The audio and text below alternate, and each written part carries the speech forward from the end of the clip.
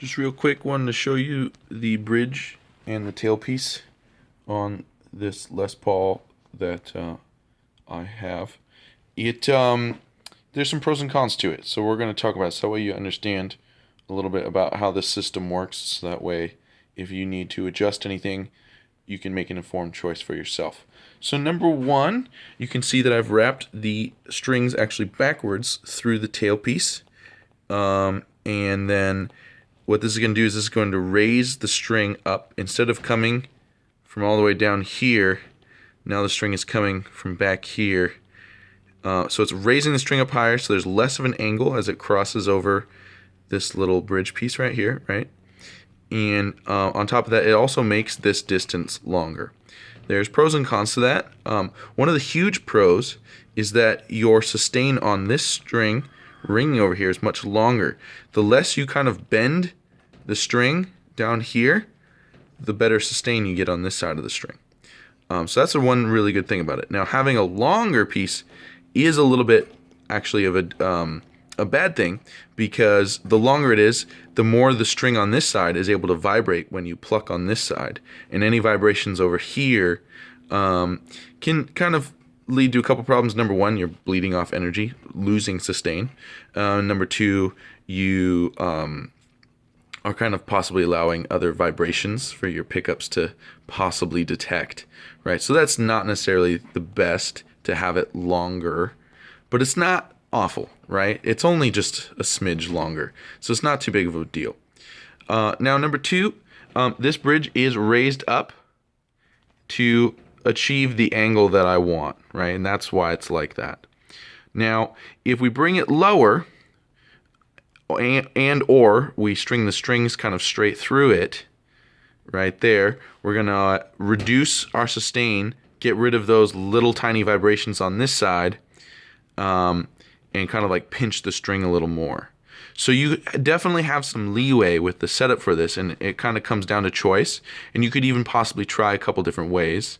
One thing to be careful about is when you spin these, to use a nice large screwdriver. If you spin these with a small one, you can kind of gouge out those little areas right there.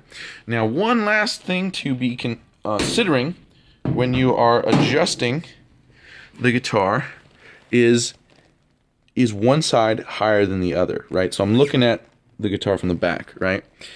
If this side is much higher than this side, and this actually goes for these pins as well, though you have less choice on these. Kind of like these, the heights of these are dictated by what you need your setup of your guitar to be at, right? So they may or may not need to be slightly offset, and these are. You can see that this one is slightly higher than this one, but it's not massive, right? It's pretty small. So this one, if I push, I'm able to put my fingernail under it, and then if I push on this one, it's a little bit smaller than if I were to do that. So there's a difference there. But anyways, when you do this, I've actually had this happen to me before, is if, let's say, this one's really high and this one's really low, eventually gets to the point where there's so much tension that the one that's really low will pull up and out of the guitar body, and you'll pull out the piece that is machined into there, which is awful, and it's a good little bit of work to get it back in there and seated properly. So we want to keep these two screws relatively the same height. There can be some slight variation, but relatively the same height. All right, that's all the info I have for you on Les Paul kind of bridge and tailpiece adjustments that you can make.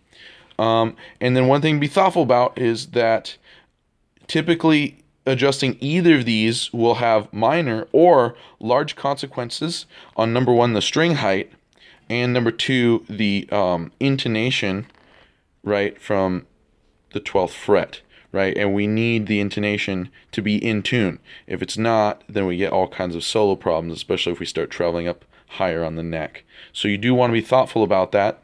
And there are separate videos that I have made that discuss how to adjust these to adjust your intonation if any adjustments you make ruin the intonation. Alrighty, have a good one.